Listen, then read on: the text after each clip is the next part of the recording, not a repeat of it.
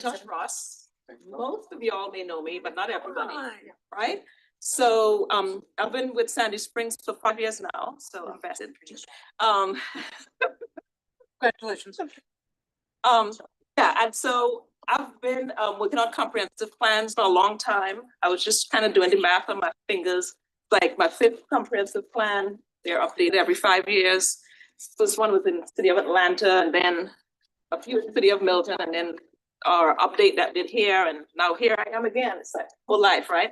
Anyway, this should be a fun exercise, and just congratulations to all of you advisory members for, you know, being the esteemed team that will help us take us into the next 20, 40, 30 years. We'll just stick at 20, just stick with that. Next 10 to 20 years. So, you know, we'll be, you know, rolling up our sleeves in this group, coming up with great ideas, getting, you know, all of the things that you want to see for you and for your kids. Think about your kids 10 years, 20 years from now, you know, what you might want for them. And so this is where it all happens, you know, planning here, and then it gets into the comprehensive plan, and then into codes that we use on a day-to-day basis.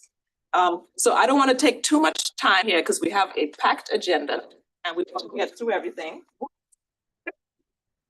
So we'll have the staff go, or you take it from here. Okay, so if staff could just mention who you are, and then we'll get back to our consultant team. Hello, my name is Laquita. My name is Oh, I'm so sorry, she was chewing, yes. Yeah. My name is Laquita Williams. I'm a planner with the City of Sandy Springs, and I assist Michelle with the comprehensive plan update. My name is Dakota. I am the planning technician here at the City of Sandy Springs, and I am also helping Michelle with the comprehensive. Right. Dan Crawford Communications, and I'm also helping. My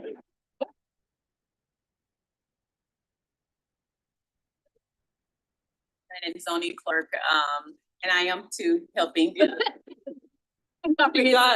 She got us all the food and everything. Yes, and you know, I print out, you know, things. If you need anything from paper perspective, I am the person, the go first.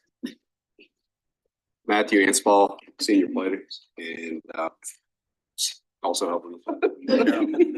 I'm Brent Walker, the Recreation and Parks Director. I'm working on the Parks Master Plan. I'll help her some. That'll be my Hi, everybody. Kristen Smith, Assistant City Manager. Ginger, I'm the Community Development Director. Here also. Who's trying to help her. And she's the most excited one about this plan. Nobody. Loves it. Okay, I think that was our staff, right? Okay. So all right, well, so we'll I'll turn it over to Security Ghost with RHI, who is going to be our consultant team to help us through this process. Right. Thank you, Michelle. Can you hear me all right? Yes. I have to project because there are people who are going to be listening in through the direct link. My name is Sukriti Ghosh. I'm a principal with RHI. I have been working with the city for a few years, including working on the next 10 plan. So we are very happy to be back here and excited to be back here working on this comprehensive plan for the next 20 years. Congratulations to all of you for being in the advisory committee, and thank you to all of you for the next spring. Yes, Is it good? Okay. You're good. For the next, I would say 14 months or so, we are going to be working together. As leaders of the community in the Sandy Springs, you have a big role to play as part of the comprehensive plan. I would say right away, with your positions in the community, getting people the work that the comprehensive plan is going on is going to be very important. So if you can help with that, that would be super, super awesome. This next thing is, as we hear back from the community, we'll be developing different policies of the comprehensive plan, as well as the recreation, the parks master plan. So guiding the whole process of what we have been hearing from the community and what is the next chapter. That's the branding for this plan. For the next 10 years, 20 years is going to be very important. As Michelle mentioned, we have a full agenda. I would let our team, the consultant team, introduce themselves, and then we'll go through each one of you. We'll give you a chance to introduce yourselves and say a little few things about yourself pretty soon. Just hold on for a little bit.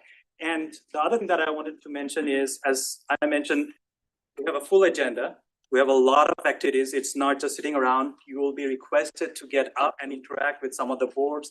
There is Mentimeter. You will be requested to get your smartphones out and click the QR code and participate in instant polls throughout the whole process in the next couple of hours.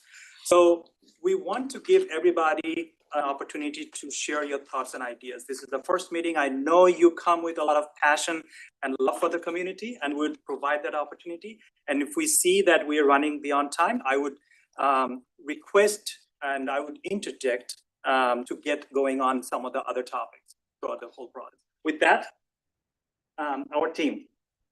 Good evening, everyone. I'm Eric Feldman. I'm a planner and associate principal with RHI and also worked on the previous Next 10 plan and some subsequent planning efforts in the city. And I'm really excited to work with you all on this next effort. And I'll pass it on. Good evening. My name is Allison Sinyard. I'm a senior associate planner over at TSW. Our firm will be leading the public engagement effort, and I'm really excited not just to work with this community, but also to get your thoughts too about how we can make public engagement of this plan as complete as we possibly can get it. Hi everyone, my name is Maggie McMullen. I'm an associate principal at Nelson Nygaard, and we're working on the transportation element of the plan. Hi, I'm on the wrong side of the field here. Hi, Tate Wilson. I'm managing director at KB Advisory Group. We are working on the housing and economic development element for this. And good evening, Carlos Perez, principal with Perez Planning and Design. We'll be leading the Recreation and Parks Master Plan. Great, thank you. As I mentioned, we have full agenda. I think some of you have the agenda in front of you, or it was emailed by Michelle to all of you. So we'll go through the introductions of the advisory committee members. Then we'll dive into the project overview of what we are going to be embarking on in the next 14 months and what is the background of where we can start from. We'll talk a little bit about your roles. I kind of laid out a couple of important things at the beginning, but we'll talk specifically about your roles throughout the whole process. We'll spend a little bit of time thinking about and talking about Sandy Springs, what it is today, how it has evolved in the last 10 years. Then we'll talk about your vision for the next 10 to 20 years. And then we'll talk about the community engagement process, how you all can help out in the engagement, and kind of finally round up with the next steps that are coming up, the immediate next steps and the next 14 months. So with that said, now is the fun part. Would love for each one of you, maybe 30 seconds or less, introduce yourselves, the organization that you're representing. And then we have a couple of questions. If you care to share one thing that you value most about Sandy Springs as you are introducing yourself, or what is one thing that you are most excited about as we begin the process. So instead of just going through alphabetically here, I would probably go through like kind of here. Sure. Hi, my name is Rhonda Smith and I serve as president of Sandy Springs Council of Neighborhoods. I also wear two hats, which is great that we're updating the Recreation and Parks Master Plan. I am the publicity manager for the Friends of Lost Corner, which is the 24-acre nature preserve at Bendon Mill and Riverside Dalrymple. And I am very excited to be a part of this process. Council of Neighborhoods serves to bring information about process to the community and bring the community to the table when there are matters of policy and land use. We are the umbrella advocacy organization.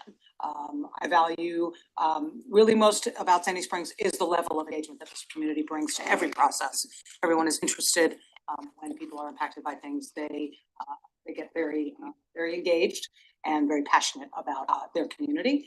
And I'm excited to continue to bring more information to the community, help people understand process, and see where we are headed for the future.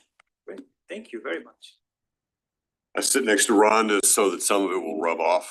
A little bit does, not a lot. I'm Reed Haggard. I'm the chair of the Planning Commission. I've lived in Sandy Springs since 1969. Very, very young child at that time. I think the thing I value the most is while we've undergone really dramatic change during that time. I mean, a tremendous amount of change. I mean, I remember Mount Vernon being a dirt road. The values, I think, of the community have maintained, the sense of community has maintained, the friendships, the neighborhoods, which I find beautiful, even though we've advanced so far in size and scope and scale. So I look forward to, in this process, maintaining that foundation and growing from it. I'm Linda Bain. I have been working even before the city was formed in 2005 on issues of green space and public art. These are quality of life issues that are essential to us and help attract and keep people here and engaged. My experience has been with the Sandy Springs Conservancy and Art Sandy Springs. So I've been involved for more than 20 years. The thrill I have is every day I drive around and I say, it is so great to be a city because nothing happened before we were. And now suddenly, overnight in 20 years, we have jewels of parks and emerging green spaces and trails and public commitment and committees that are vested in making our community a better place to live. And that for me is why I'm very pleased to sit on this board. Ron Sheik, I'm in great company here, great people. I've been in Sandy Springs for about 25 years, not 50 some years, but even in the last 25 years, I've seen some beautiful, significant changes and you know, the sense of community, like Reed said, is amazing. I mean, this is one of the best cities to live in. And I'm a physician by profession, also involved in a lot of other businesses and IT and real estate and some other things. I got a clinic in Sandy Spring. I have a corporate building. We out of work out of Queen Building. And so Sandy Spring is not just home. I work in Sandy Spring, live in Sandy Spring. 2 beautiful children, 10-year-old twins, boy and girl. Make Sandy Spring livable and beautiful for them.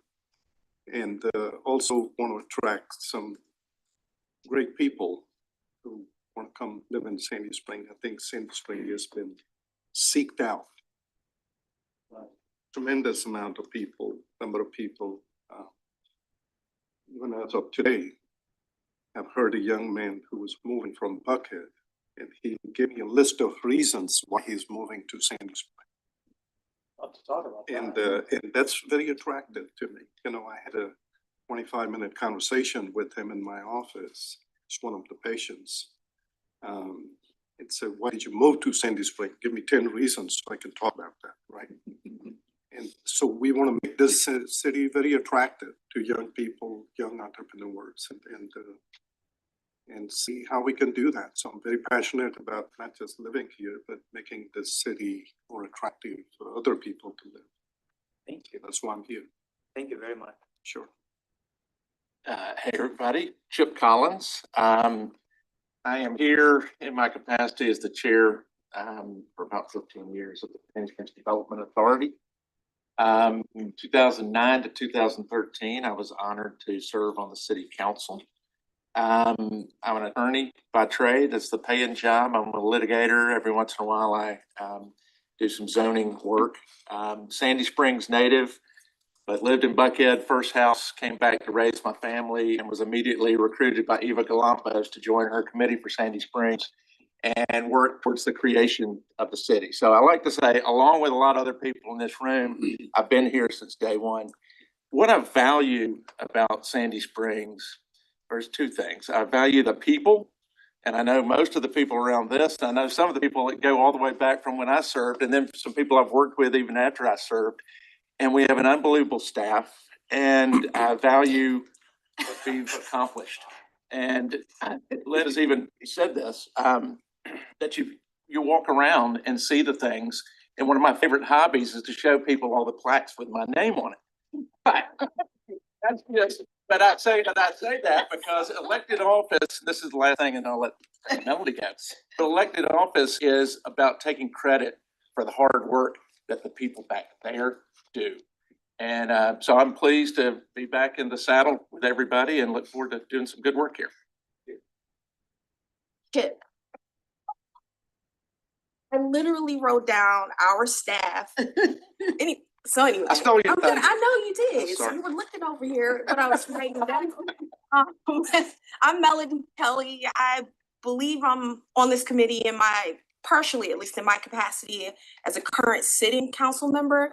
I have, unlike others, I've lived in Sandy Springs 10 years, and for half that time, I've been in elected office as the paying job, an associate professor at Georgia State University, mainly focused on a few of the perimeter campuses. So I get to see a lot of our students locally. I get to engage with a certain demographic of young people on the regular basis. What I value most, I'm still gonna say it, is staff.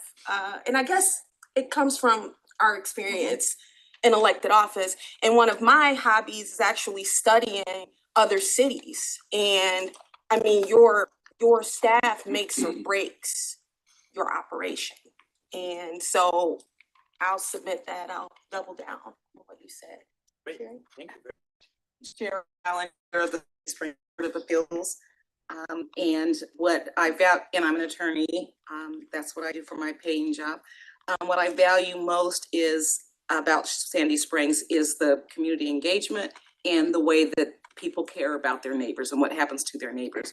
And the fact that we can come together as a community to decide what kind of city we want to have and what kind of city we want to have for our children. Great, thank you. Natan Treef, I think I got on this committee because I guess I'm the religious figure.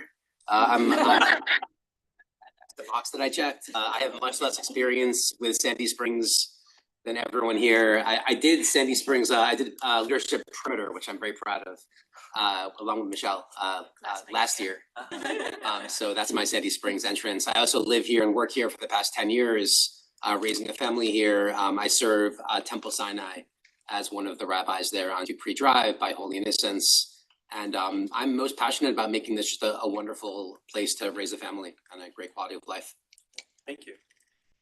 Buenas noches. I'm Marixa Morelli. I'm the executive director and co-founder of Los Niños Primero organization, which has been here in Sandy Spring for 26 years this year. Yeah. And I've been here from day one. I was the first person that translates into Spanish, the first document when the city started, when people in the city started thinking we need to become a city. So I've been involved in Sandy Springs for a long time. I used to live in Sandy Springs, but things got so expensive, so I have to move a little bit further. And what I really love of Sandy Springs is the diversity, which I hope we can continue having it. And I guess I'm here to represent the voice of the Latino community. And I'm very happy to be here with all these great leaders and people open up to make this Sandy Spring a much, much better city. That is already a great city, but I think we can become a model of city when we come all together. Thank you very much. I'm Jennifer Barnes, and I have been in Sandy Springs for 26 years now.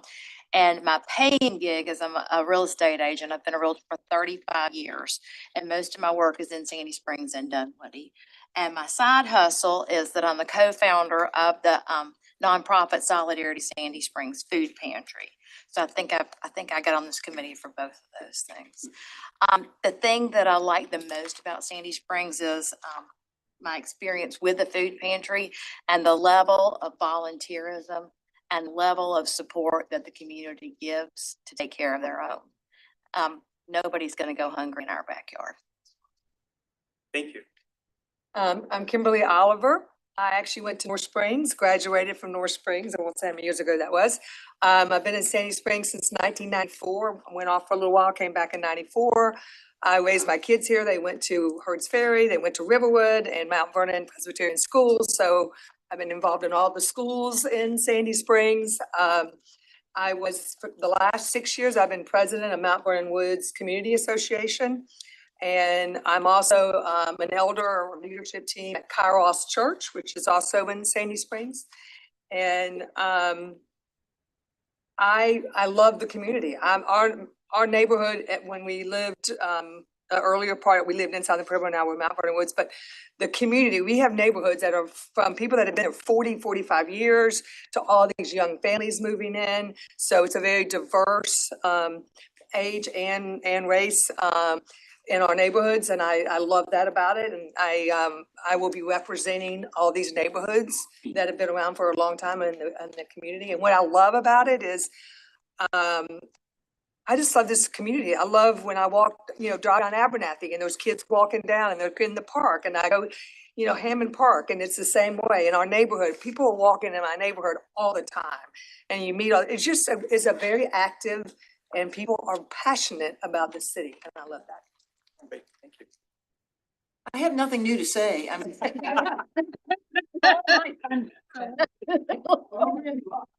Everybody knows who you are. Andrea settles, I know everyone except for maybe two people around the room, and it's because of these people that I am who I am today, because they have engaged me and they have given me opportunities to be involved in so many things in the city and so many nonprofits, and I hang out with her all the time at Solidarity.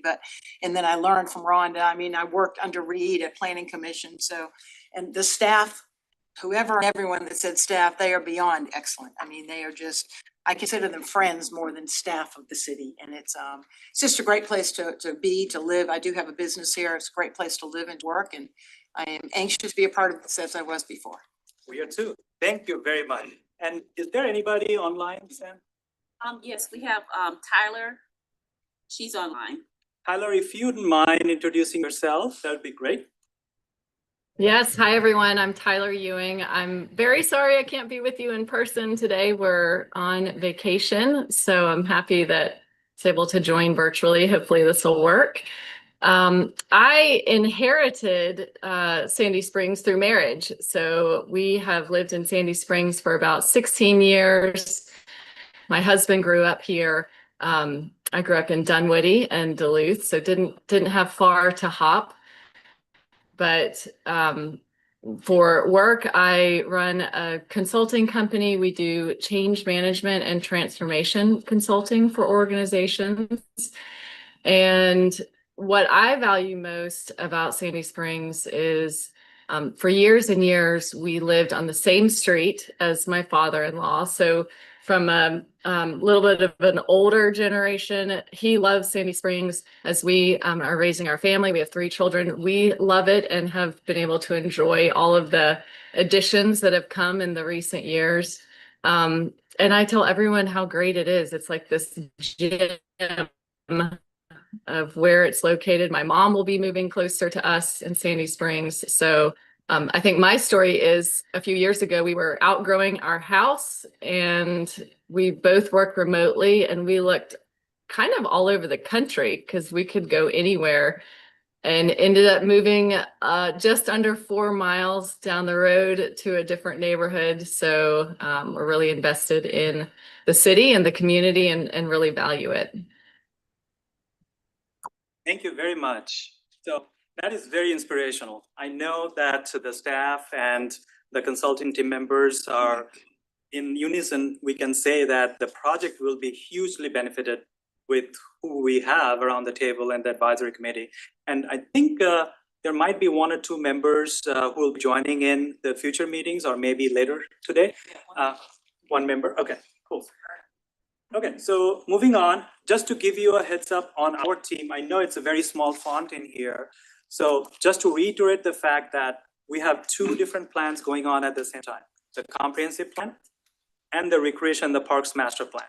On the comprehensive plan side of things, you were introduced to all of our team members. In addition to that, we have team members who are working on a specific conjoint analysis survey, Recon MR. They are all over the country. They are specialized in conjoint surveys. So they are actually working with the city staff in developing the survey.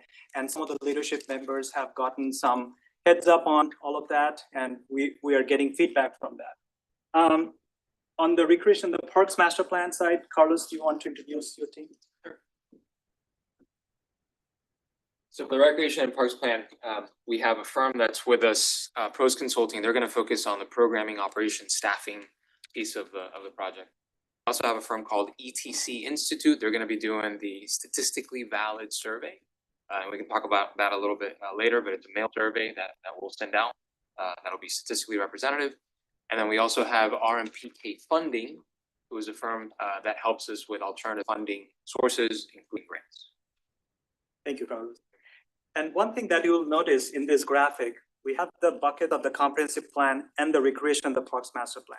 Where everything comes together is the community engagement pieces. So RHI, TSW is going to be leading the engagement side of things on the comprehensive plan. Carlos is going to be leading the recreation, the parks master plan. Will come together at every step of the way.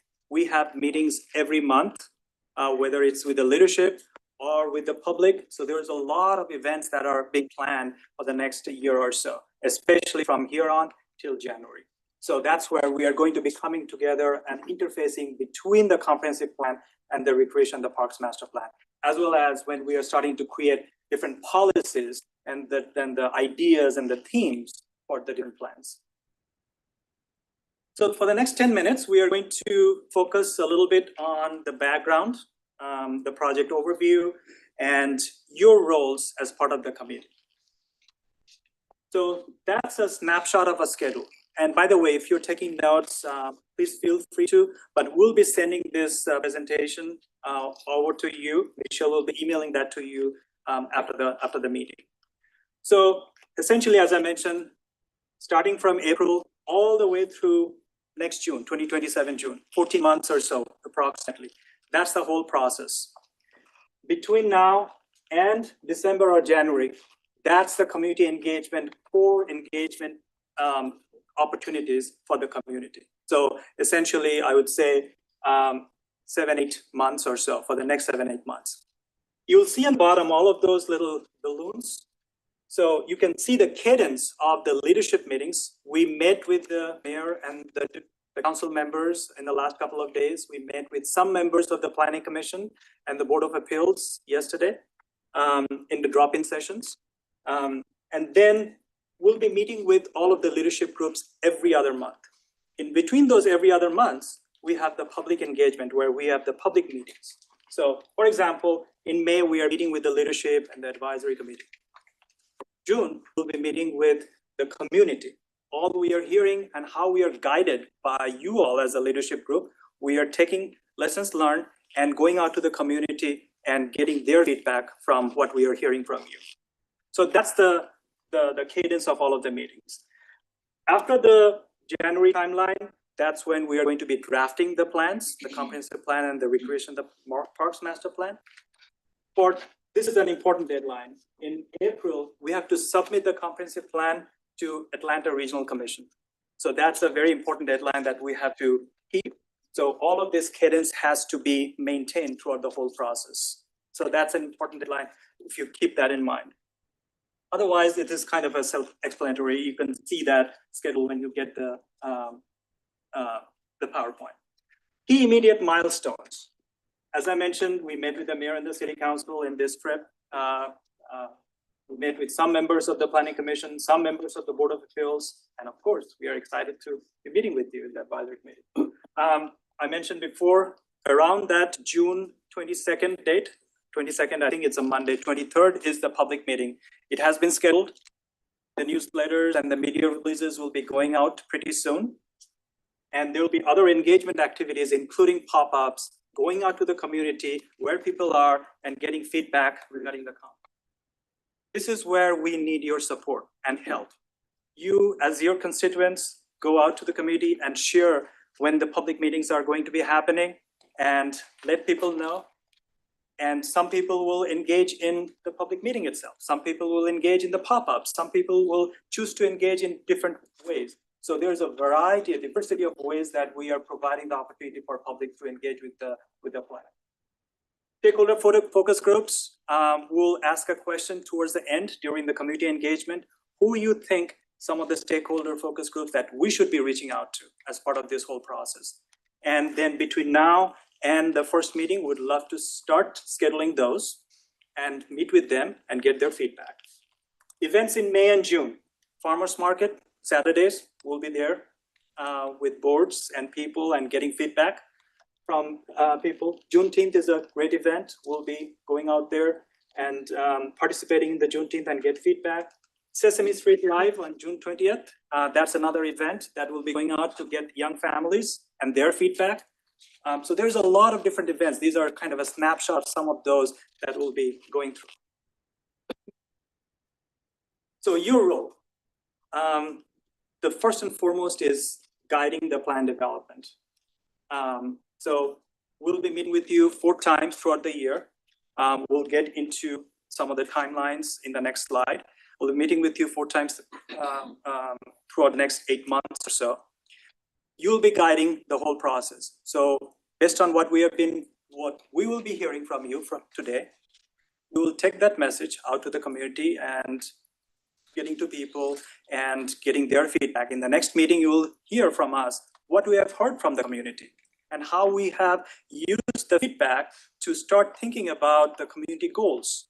What are some of the needs and opportunities for this comprehensive plan and the recreation and the parks master plan? And then we'll think about the framework of the policies. So you will be there to guide the whole process throughout the whole thing. Advise the planning team, serving as a sounding board and the voice of the community. Like you're hearing from your friends and family and neighbors and stakeholders, you're bringing that feedback to us when we're meeting with you those 4 times. Helping shape the planning process and the community engagement strategies, the same thing that I mentioned before.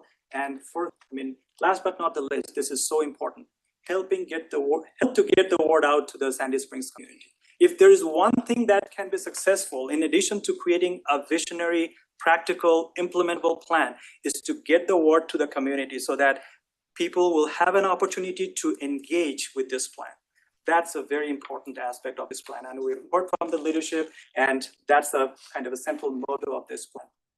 Can I ask a question? Please. Getting the word out, do you have databases of information on emails of people, or do you just send it out via, Sandy Springs newsletter, those types of things? Was Dan here? I think there is Sandy Springs newsletters, definitely it will go out, but there is I'm sure there is a list that Dan and the communications team maintains that will be using that, but would love for you to kind of add to the. Okay. So that's the important part. Any other questions so far? Okay, upcoming meetings. So meeting 2, we will share with you what we've heard from the community. Meeting 2 is going to be the week of the July 20th. What we have heard from the visioning process that we're going to be having in June. We'll talk about the community goals, needs and opportunities, and the policy framework. We'll talk a little bit about what's your preference of the dates and the timings a little bit. Meeting number 3 is going to be the week of September 14th. So that's discussing the draft policies and focus topics. We want this to be more of a workshop kind of session, kind of roll up your sleeves, what we have gathered from the community so far at that point of time. And we'll have maps, we'll have kind of the draft themes and ideas. So we want to kind of have a workshop session with you to kind of think about what is the most important, what is the long range vision, what is the short term vision, what the policies that we should progress with. So we want to have that as a workshop. And the last one is going to be the week of December 7th. That's when we are going to be refining the policies after we go back to the community and hear back from the community. So quick question, 2 minutes. Okay, quick question from your side. During these weeks, we think that Tuesday to Thursday the timeline is good, as long as we are missing some of the important evening meetings like the planning commission or the mayor and the council meetings, that's important. But any preference from you all with regards to between Tuesday and Thursday, what's preferable for you? Thursday? Yeah, not Okay. not Wednesday. Suggested day meeting as well. Yeah, should that be a day meeting? Do you prefer a day meeting or kind of the meeting right now in the evening hours? Evening hours? Okay, okay, that's good. Thank you for that feedback. I heard Thursday, right? Yes. Okay. Or a Tuesday. Or a but not Tuesday. Wednesday. I prefer day, but I'm the only one, so. Okay. Yeah. So what we'll do is. We prefer day. The only one. Drama. You mean the food's not enough of an incentive to stay? Great, so what we'll do is, during those weeks that you see, July 20th, September 14th, and December 7th, Michelle will send out, hold the calendar dates to you and the time that you mentioned, like 6 to 8 p.m. Okay, now let's start the fun stuff. So if you can take out your phones, please. One point of clarification. We will have one session where we are hoping you will be here for 3 or 4 hours. 3 or 4 hours. So would you all prefer we start a little earlier than 6 p.m. that day, so you're not here until 10? That is up to y'all, but I just want you to know we will have an expectation of about 4 hours. 5 o'clock. 5 o'clock? Yeah. 5 to 9? That's my bedtime. Just saying one time? Bring milk and Yes. we'll bring milk One and of the cookies. meetings will be very long. I think earlier than 5 rather. Yeah, I think 4:30. Which one? This one, week of September 14th. How about if that one is during the day? So you want. That's an option. It's up to you all. I just want you to know what your As long as we book it early enough, expectation is. Yes. I think I Let's can do work around 4:30 to 8:30. I think that's good. I think. Need some. Want to doodle poll that? Will that help? If we poll it? I think it was an even split the last time. Was it? So I have a problem on Thursdays, so Tuesdays would be better for me if possible. Tuesday's fine. Raymond, do you mind introducing yourself? I know you joined a little late, but let me go to that slide where we are introducing ourselves. While you're introducing yourself, your organization that you're representing, please share one thing that you most value about Sandy Springs or that you're most excited about this process. Sure. Raymond Grody, my sincere apologies for being late. This is the last time I will ever be late to one of these things. So anyhow, I am here representing, I believe, in my capacity as the leader of the board chair of the charter school that's in formation and sort of connection to the educational community that I was unfortunately thrust into, not by choice, back when the Fulton County system decided to close our elementary school. So ever since that was announced, I've been involved in fighting that and then working to start a new school in the community. In my professional life, I'm a former banker. I actually covered Sandy Springs as a commercial banker. And now I'm a consultant to larger financial institutions. And unfortunately, one of the reasons I'm late is because the president of a very large financial institution wouldn't stop talking. And there's only a couple of people I can't tell to stop talking, and presidents are one of them.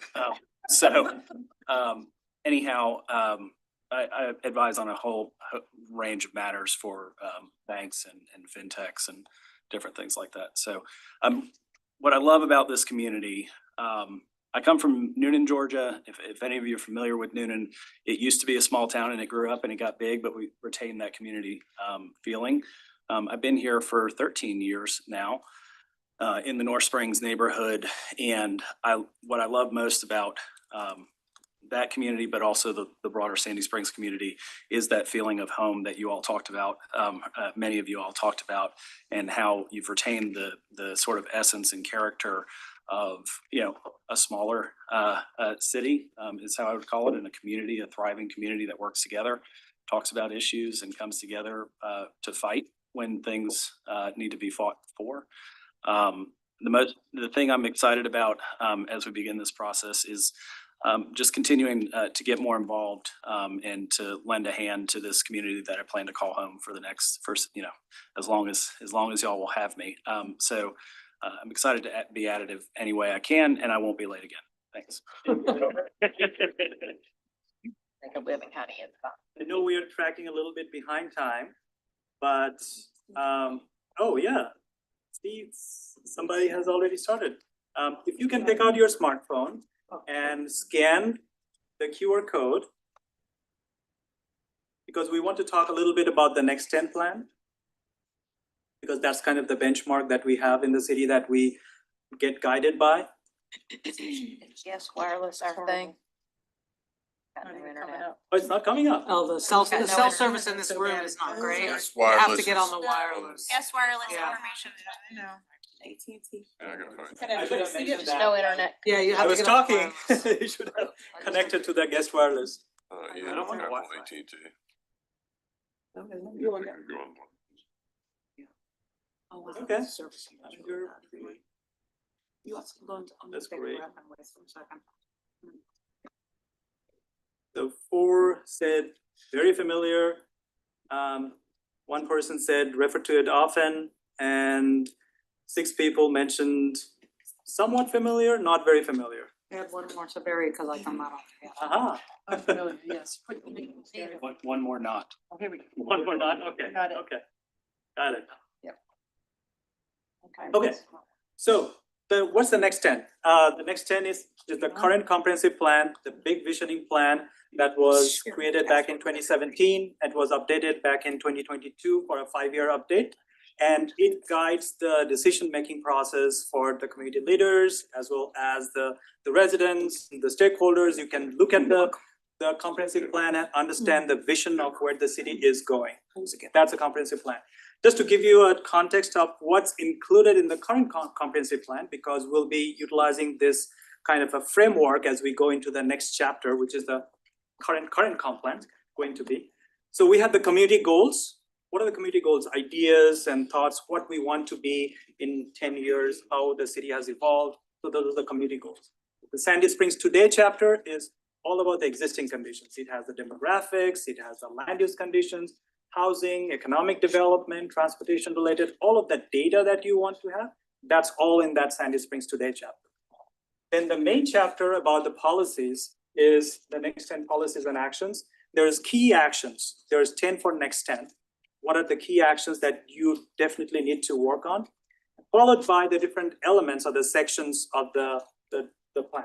The land use and the community character together, transportation, housing, economic outlook, green space, natural systems, and sustainability. Please note that the green space, natural systems, and sustainability was not part of the comp plan when we started working on the comp plan. It was added as part of what we have heard from the community at that point of time, because that was so important for the community and creating that quality of life, the identity of the city of Sandy Springs. So that was a great addition. We're not saying that we have to follow the same framework, the policy framework in this next chapter plan, but this will give you some kind of a benchmark. Can you go back and put that QR code up again? Please, there you go. Oh, 7 now. Got it, Andrea? Yes, I do. Are you going? Okay. Within the next 10 comprehensive plan, there is a image of that and a printed board of that. This is the character area map, which drives the decision-making process for the leaders. Again, somebody wants to develop property, he or they needs into where that property is located and kind of go into the comprehensive plan and think about what the specific character says about that area.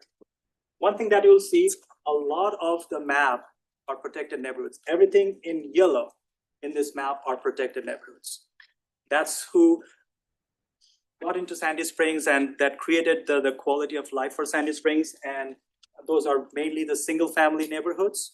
Those are the protected neighborhoods. All of the growth is along Roswell Road, 5th Street, Dunwoody, a little bit on the Powers Ferry side, and some around the MARTA stations. we are fortunate that we are close to 4 model stations, 3 within the city's jurisdictions, like the jurisdictional boundaries. So that's a huge, huge benefit with regards to connectivity, mobility. Nelson Nygaard and Megan will be working on that. So keep this map in mind. You have the protected neighborhoods, and all of the growth areas are concentrated along the main corridors of Roswell Road, Peachtree, Dunwoody, Powers Ferry, and the model stations. Understand their neighborhoods and things like that. Can you define protected a little bit more? So protected neighborhoods, like I mentioned, it's a single family neighborhoods. And what protected neighborhoods as part of the comprehensive plan is there should be no change. Got it. With regards to creating additional density or additional kind of uses, those are protected. I think the community fought hard to the nail to think about the protected neighborhoods, and that was a key central theme of the current comprehensive plan. Well, with respect to density, remember that the next 10 did encourage some additional housing opportunities to give housing choices and to have some additional housing stock Yes. In protected neighborhoods, as long as it is in the same character as the existing neighborhood. I think the word housing is the most important thing in that. And you mentioned that you're gonna share with us the presentation? Yes. And in your package, you will have the next 10 plan in there. Yeah.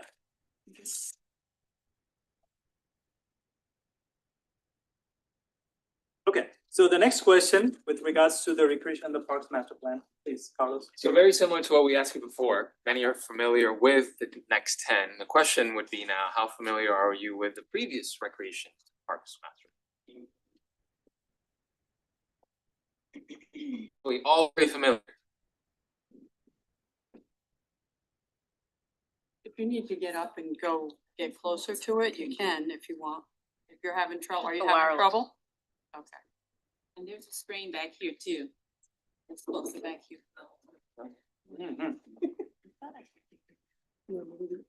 Sure. He's not very familiar.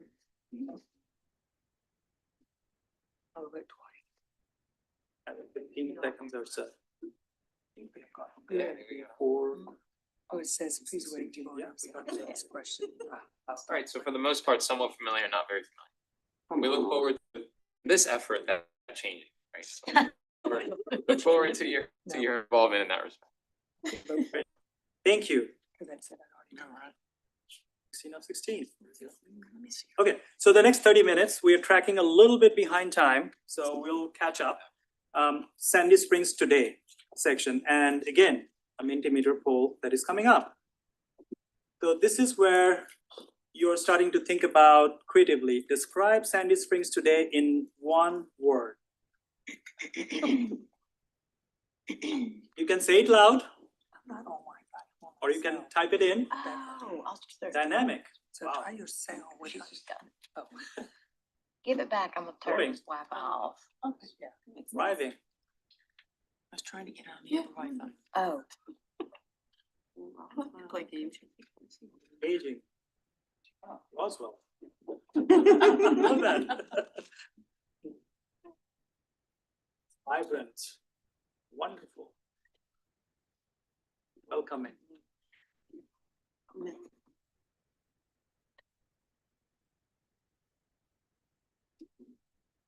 Engaging. Huh.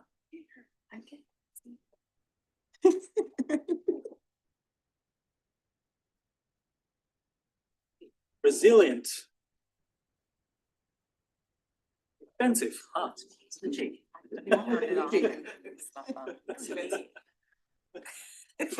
love that. I don't feel very bougie.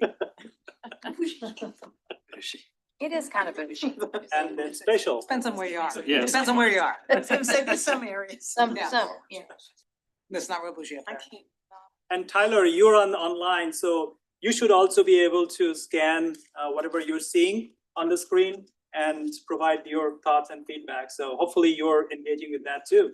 If you have any problems, let us know. Okay, so we're going to move on. We have 16 of 16 responses. Thank you. That was great. All Thank you good. so much. Okay, thank you, Tyler. Okay, so now thinking creatively, like this is, we are going to be spending another 15 minutes or so talking about the comprehensive plan. and 15 minutes or so talking about the recreation of the Parks Master Plan. For the comprehensive plan, the big question is, how has Sandy Springs evolved in the last 10 years? This is we have been talking a lot. We want to hear from you now. The next section of the whole presentation is hearing from you. How has Sandy Springs evolved over the last 10 years? What do you see as the biggest changes that have occurred or are occurring now? What opportunities and challenges define the city today? So anybody, would love to hear from you. We have defined the heart of our city. City Springs has become this focal point and this, the heart of our community. It is creating staying places. It's creating a center and a core for people. We are utilizing our city green and the city facilities here in this building, and it has become a magnet for events and for people to come together. If you come here on a Saturday morning and see the farmer's market, you really do see a sense of community. It's growing and it's changing, and it is drawing people from all over the metro area, not just from hyperlocal. As far as opportunities and challenges, I think making sure that we can continue to grow in our city core, and at the same time maintain the quality of life in our neighborhoods, so that people want to stay here and can come here. Having enough housing and having enough opportunity for people to be able to afford to come here is important, but at the same time, we have to be mindful of how we approach change in our neighborhoods and how we want to see the future of our neighborhoods. Thank you. Please, Chair. I would say a lot more crowded, more traffic, and a lot more expensive. And I think traffic and cars and things like that is one of the challenges that we have, and how to do something with everybody not being on the street the same way. I'm not talking to all of the things like Rhonda, so I'll let somebody else. Thank you. Well, I'm with you. I think navigating up Roswell Road and across it is one hellish venture. And I think the city is doing what it can to remediate it, but I think it is just a problem of extreme growth and popularity of this area. Very fast growth, it seems to me, without thinking about infrastructure. Andrea? I think the biggest change that I've seen, and maybe it's from the area that I spend most of my time, but I think the diversity has increased. I think we're a far more diverse a city than we were. And then the challenge that I see based on that diversity is the cost of housing. Yeah, as far as the biggest change, I echo what Rhonda said, the City Springs. I think we're also proud of what we've created here. The challenge, to also echo what they've said, but it's the same as we were dealing with 15 years ago when I was on the council, as one of the words that showed up was location. One of our strengths is our location. We're literally 15 minutes from everywhere you might want to go in Metro Atlanta. But the problem is we're in the middle of all that. Everybody has to come through us as well. So continuing to just be mindful of managing people that are coming through and make sure, we don't get overwhelmed by 285 on this side, by 400 on this side, by 75 on this side. I would say one of the big changes is the type of commerce that we've had, especially around Roswell Road, like all the smoke and the vape shops that have been popping up. Just been very mindful of that recently, gas stations, that kind of thing. And Roswell Road's just it's become a bigger problem over the past few years. I've moved 3 times within Sandy Springs, and each time I try to get as far away from Roswell Road as possible. Please. Regarding transportation, when I was a kid growing up, they referred to Roswell Road as Crunch Alley because people got in wrecks all the time. There was a lot of traffic. There's been traffic on Roswell Road forever. I think with the exception of City Springs, I see Sandy Springs as the same. There's just more of it.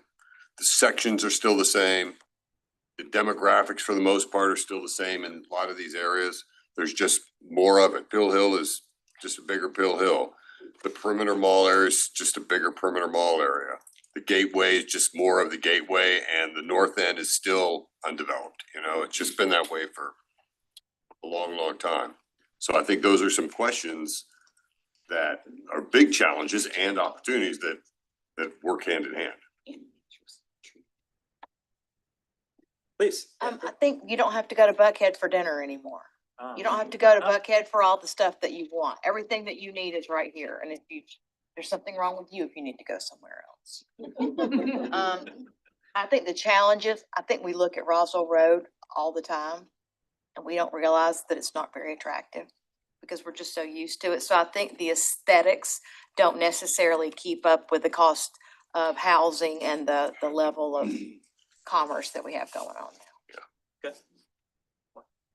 One of the things that I see for the past 20 years is the migration of the Latino families. It's very expensive to live here in Sandy Springs.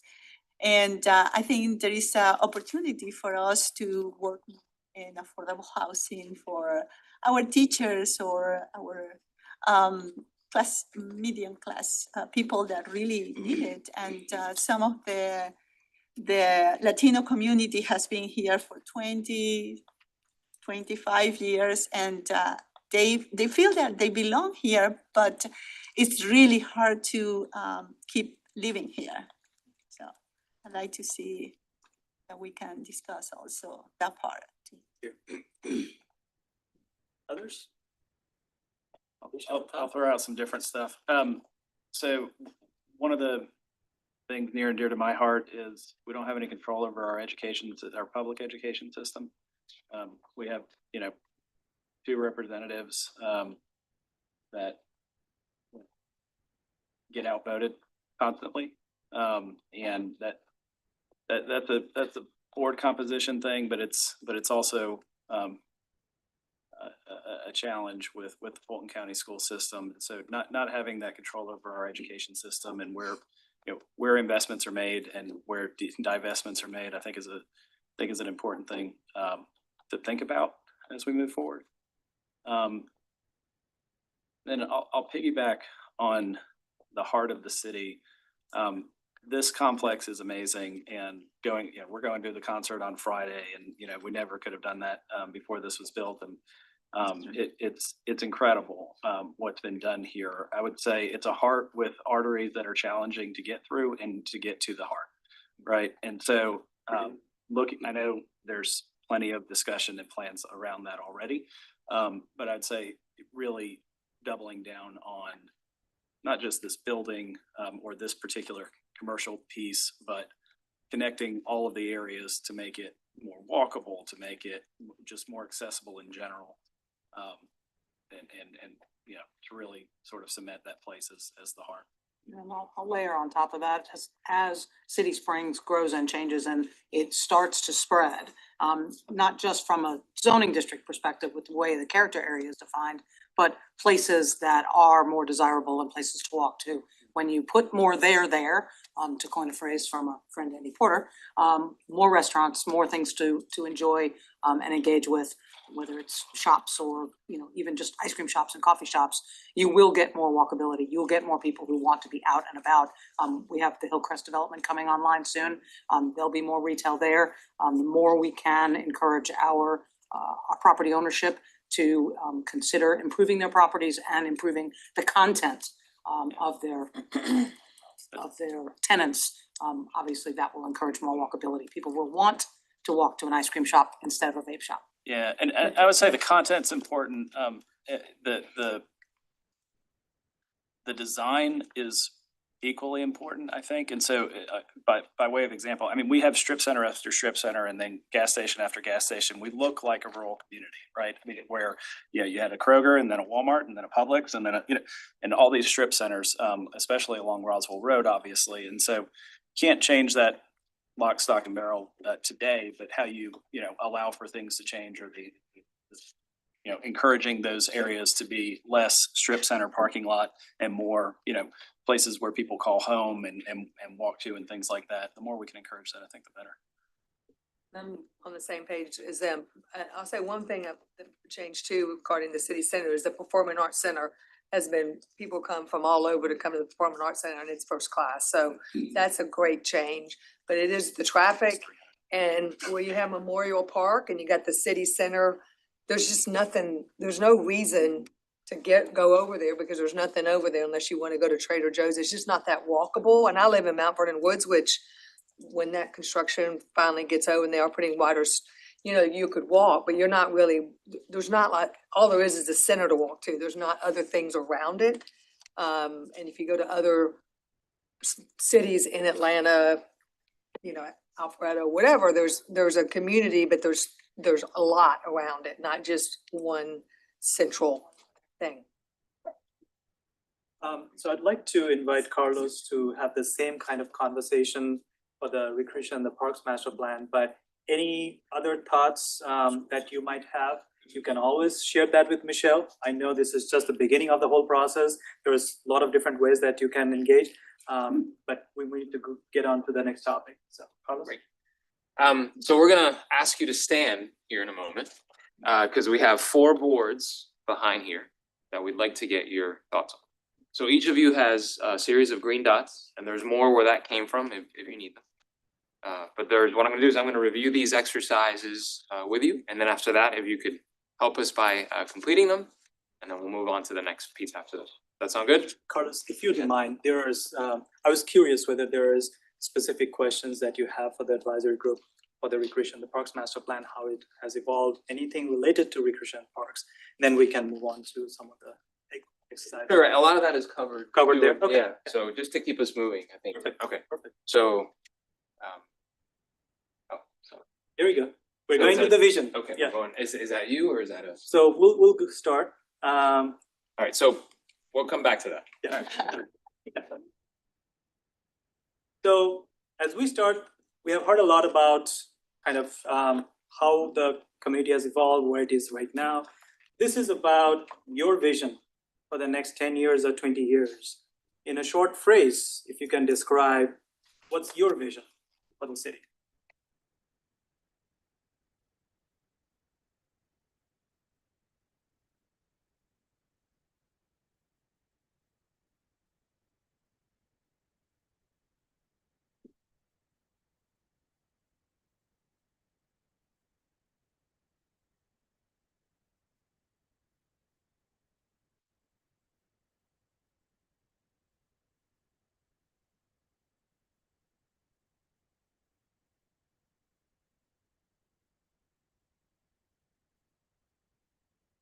If you want to share as you're typing, you're more than welcome.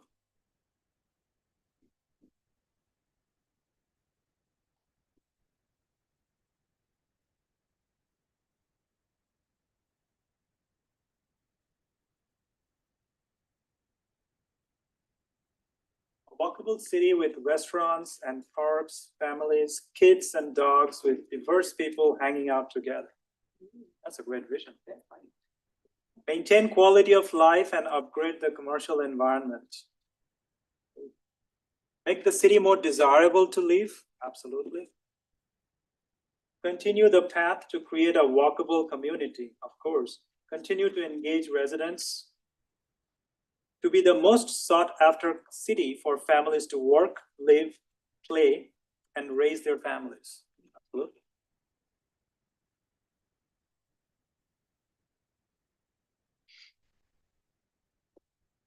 The other people are working on their comments. Give a little bit more time.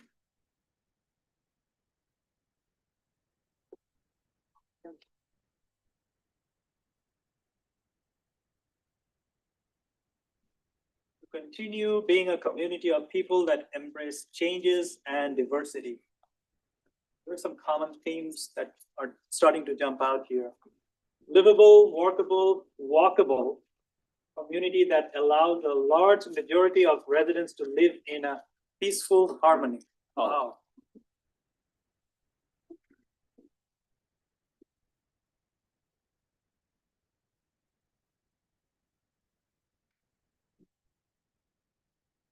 Where families build their lives, kids want to come back and raise their own families, and people feel proud to grow old here while keeping generations connected. So, these are so heartwarming. I didn't write that, but want to and are able to. I mean, that is the big thing for me. It's really hard to afford a $600,000 house. Right. Yeah, let's talk through that throughout the whole process, how we can enable that.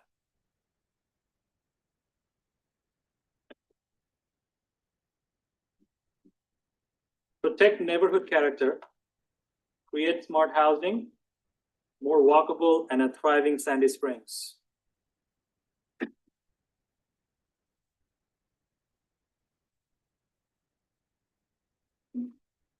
Jennifer, are you still working on your? Okay, good. All right.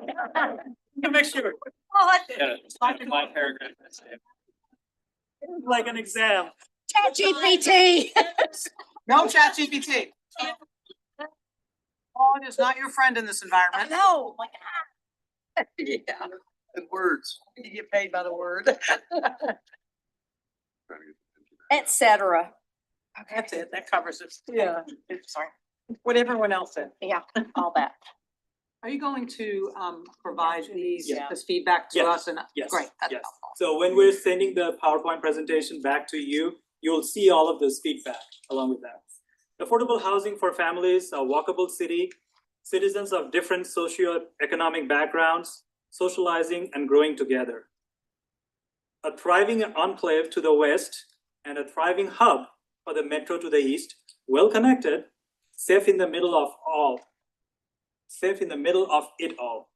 To be the city of choice for families as they progress through life cycles, again, theme, to provide living resources for education, work, entrepreneurship, etc. Great, thank you very much. So with that, before we go to the exercise, the activity that Carlos mentioned, you should have two Post-it notes in front of you. One is a blue one, and one is a teal, blue, and another is kind of orange, pink kind of a thing. So we're going to be using this map and that blank board. So what we're asking you two things. One is, which areas should generally remain as they are today? Why do you think so? What should be preserved? Put that on the blue or the teal Post-it note. I think we shared like 2 or 3 of each one of those. And number 2 is, which areas are appropriate for change or reinvestment? So one is about protection and preservation. One is about change or reinvestment. What types of changes should be considered? Where should the city rethink future growth patterns? And this is where we request you, when you write all of that, please, if you wouldn't mind getting up and posting all of that, either on the map itself or on the board itself. And if you want to click on the map and show an arrow where you want that change or where you want that preservation, would love to see that too. So we'd give you like 5 minutes or so to write your comments. And if you wouldn't mind, as you're writing your comments, if you wouldn't mind getting up and sharing those comments back here. And once you're done, we'll read those comments aloud and get your feedback from those.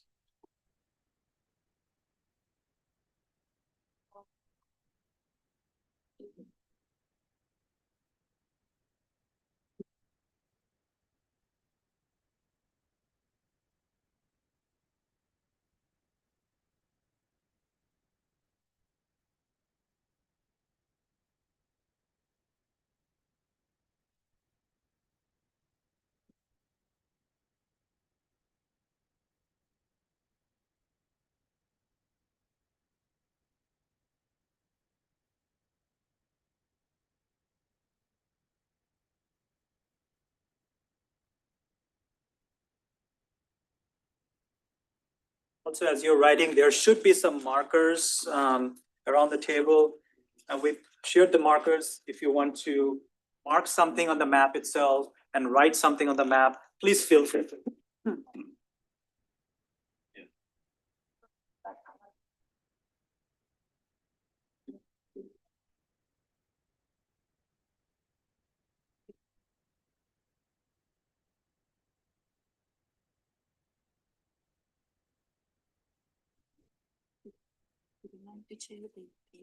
Yeah.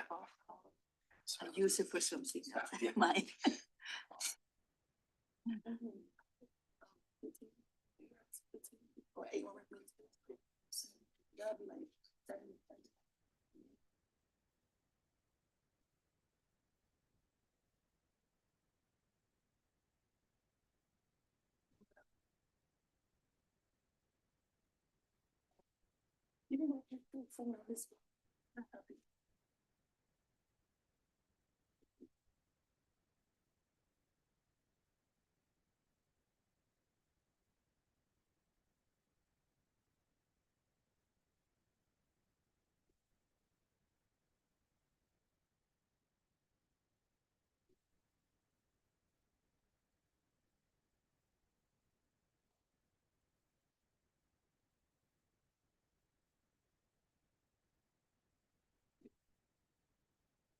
You're talking like specific geographical areas that should be, that are appropriate for change or investment, or that should remain General, this, or just specific, just totally general? up to you. How you interpret that question, Okay. totally up to you.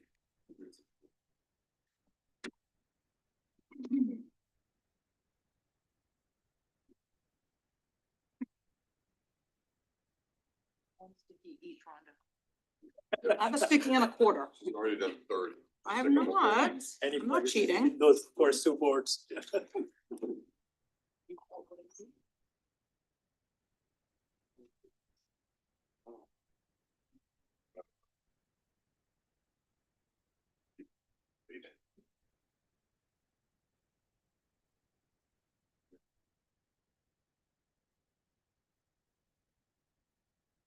I got, you want more? I'm behaving myself. You think we know her? Accusing me of things I'm not doing.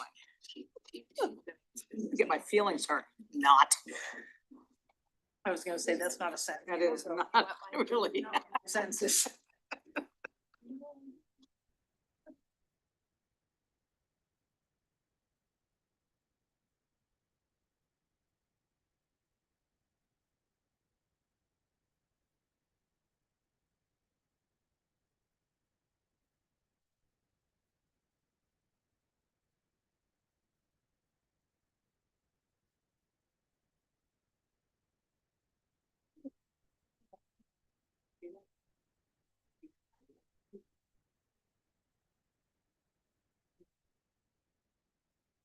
Oh, yeah. I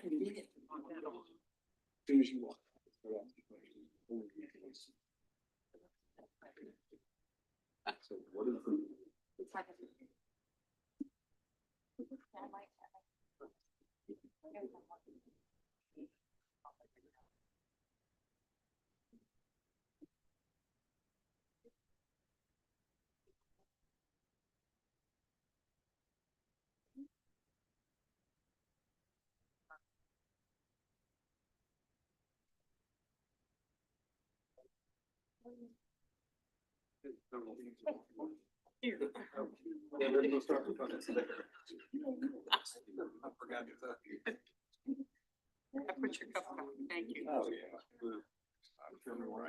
We've got a whole.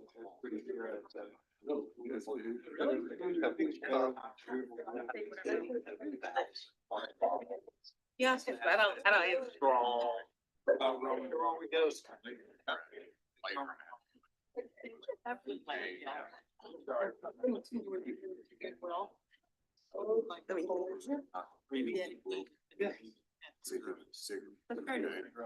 Online?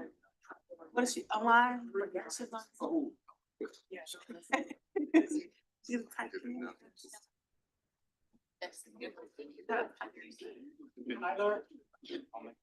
If you're still online and if you could hear us, we'll have this activities will be shared via the PowerPoint presentation when Michelle is going to be sharing that.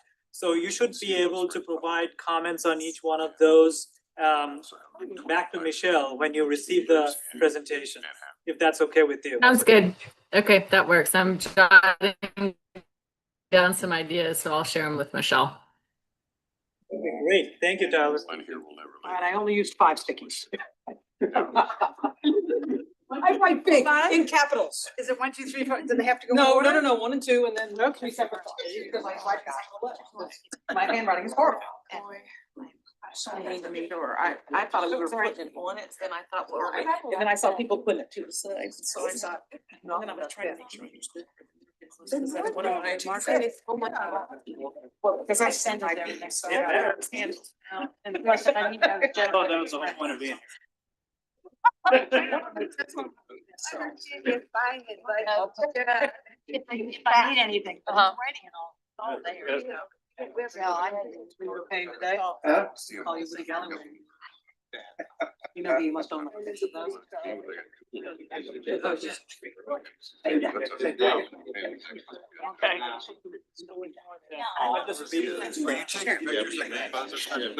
gonna be in a lot.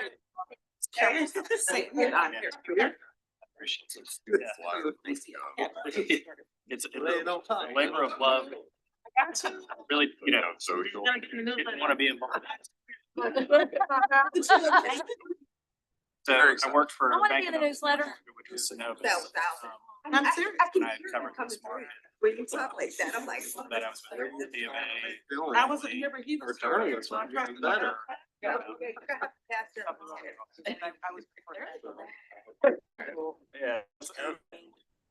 Marketing director for Doc Park. Okay. I started. One thing I was. Oh, right. That's cool. Yeah, I would love to do that one day. I started out with. Where they go through there. That was pretty. Personal and bill. Literally speak capital is like over there. I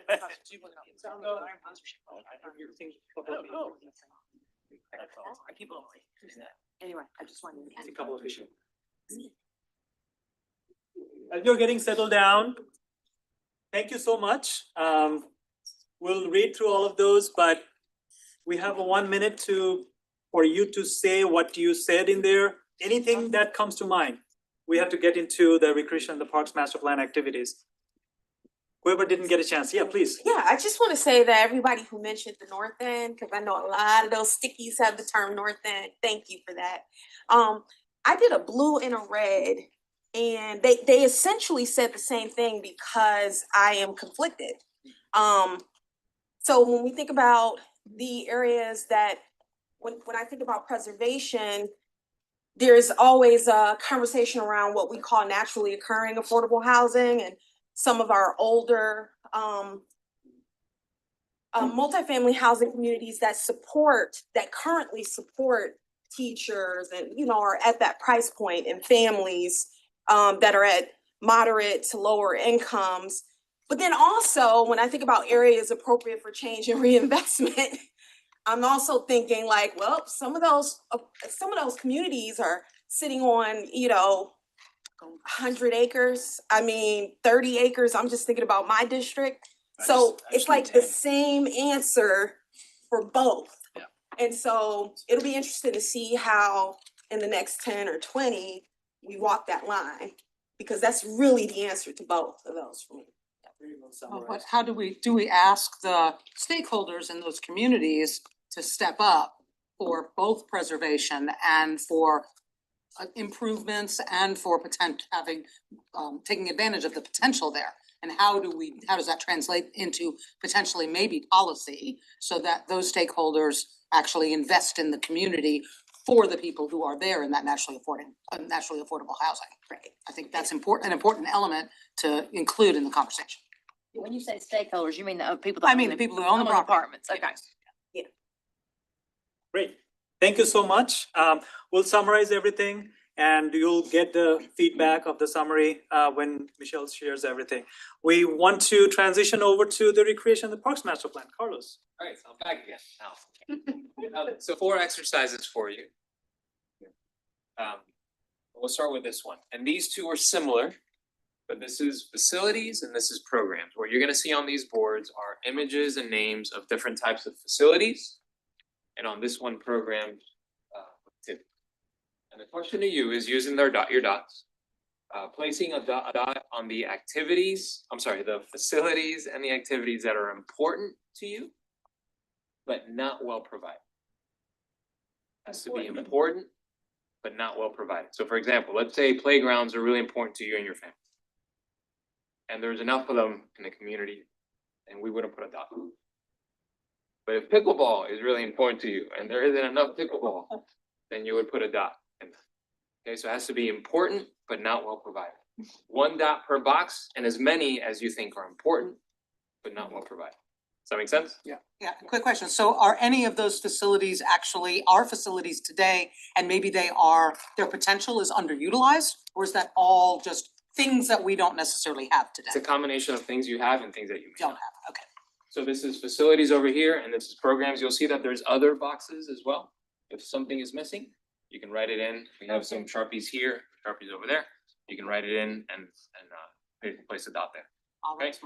So these are these 2. On this side, this board is about actions that the city of Sandy Springs could take to improve the recreation and park system. And so the question to you is, when you read these actions, to place a dot on how supportive or not are you of those. So like very supportive, somewhat supportive, not sure, not supportive, don't know. So placing a dot in each of these actions, and letting us know how supportive you may be of those. There's also some other rows down here. If there's something missing, you can write something there. Okay. And then the last one deals with every activities that you may take or the community may do, not necessarily related to the park system. But is there a role for the park system in that? So for example, working outside. Right? Is that something that the park system could help with, and that's something that you think you may be interested in?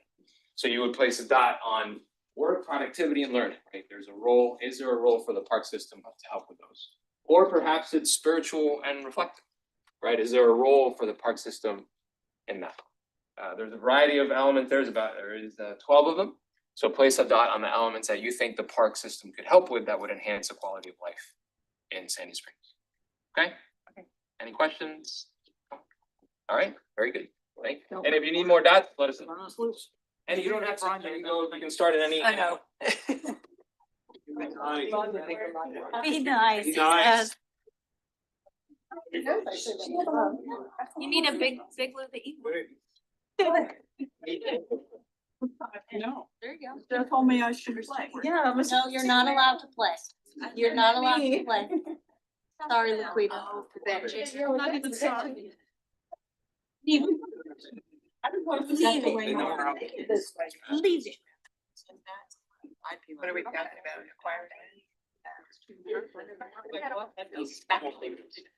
Whatever. You do it in.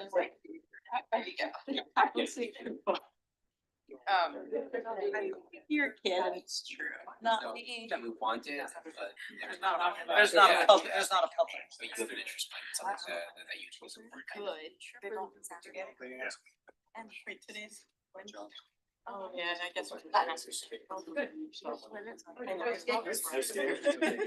passed himself.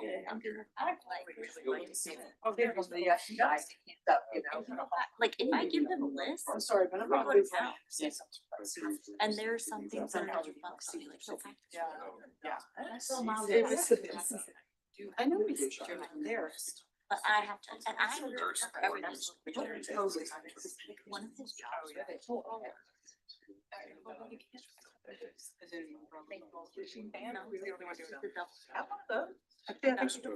Yeah, we did. No, it's a. But it might have been accessible, so that you might still want.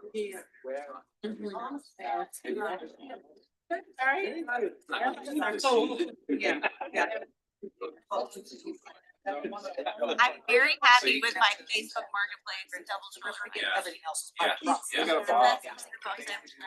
Really good. Already got a winner. They have stuff. It's like a run. Yeah. That's how we're chosen.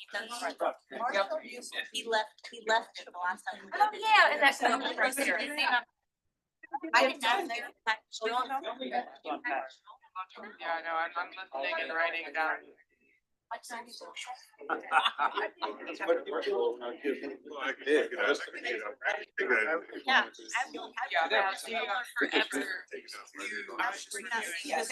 This is a very. This is a going sport. It's for kids. Yeah, not. Everybody knows that. I was looking at that. We forgot the straw. I mean, there's. You had to buy. You had to pay for the rental. I paid more for that rental than I paid for. They actually When I'm. did it in the show. Okay. So come with us, like. They usually become. Yes. It's bright blue. Kingdom scroll. It's a shame. There's no sign up that it's just.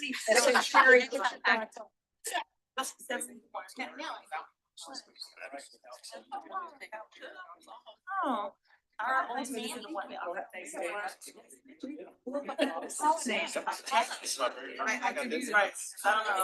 don't know. I have caught him. I just thought he'd know.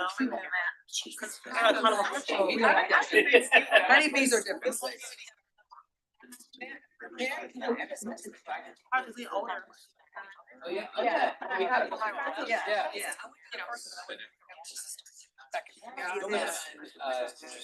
Sandy Springs Interfaith. Yes, we've yes, met at yeah, Congress, Lindsay, yeah, several times, yeah. yes. Have salt, with salt for me.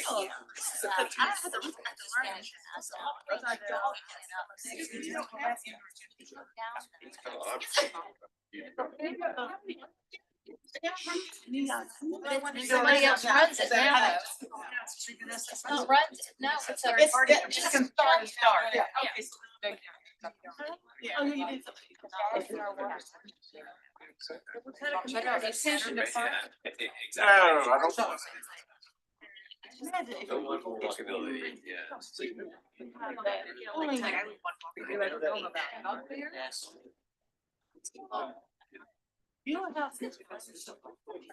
Yeah, I wasn't in, I was the one who said.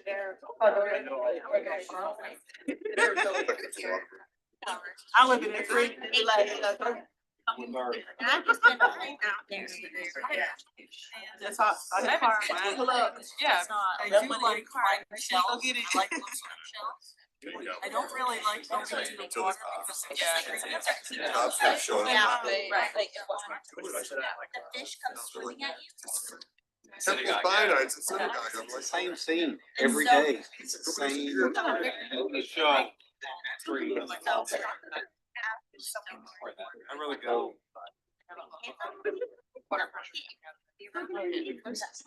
I've seen it. Keep going from something on it. It's awesome.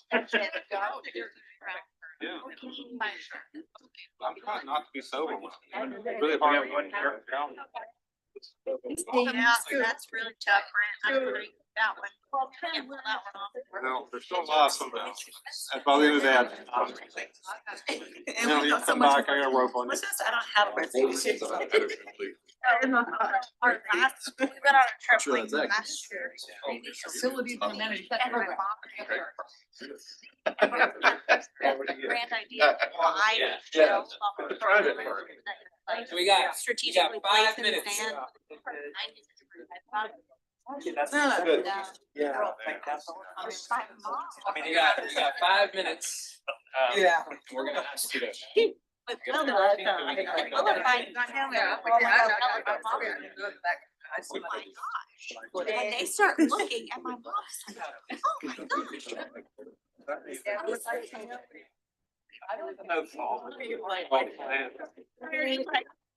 We got actually following. When you gonna tell her? We finally, after they Say, got. nice to meet you. So what's the status? We're like,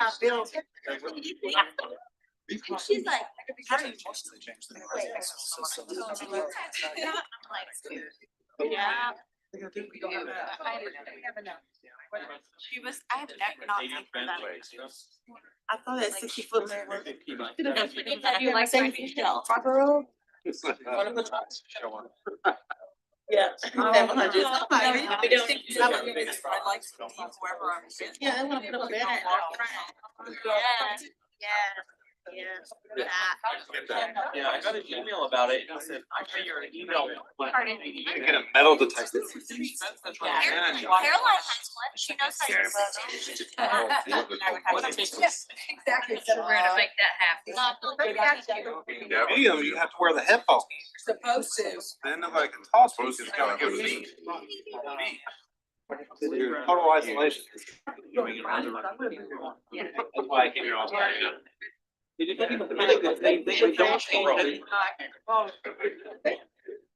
I was. It's not in front of me. You're not sitting, what, walking on what?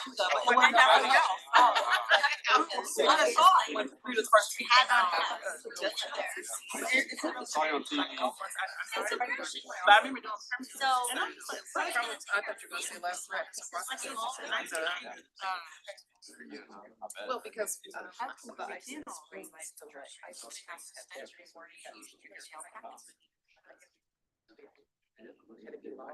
You need a. You wanna- I like that. Oh, just gonna say, it's I got a little girl that would love to see some. Yeah, that's a good. I say, okay, girls, it's time to go in the barn. It's like, Okay. That's neat. Of course, I don't have any cards. Did you seriously? I got some silver. You're all dead. I got a little girl. All the way in North Roswell. So, you got nothing better to do? Hit the house while it's gone.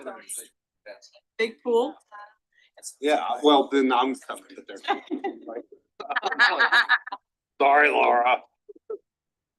I just need. I gotta help a coworker. Not the family.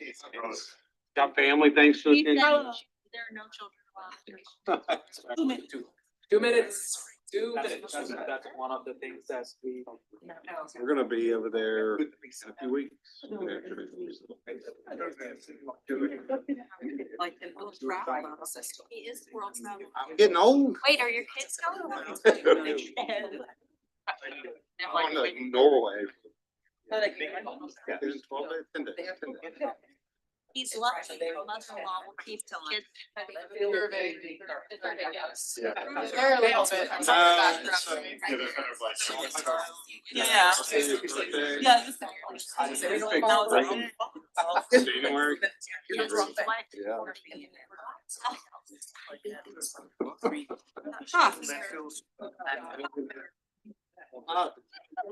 Sounds great in theory until they have children and you're much older. You know, that's, yeah, because I was thinking to myself, it's so different. Yeah. And I was, and I went there.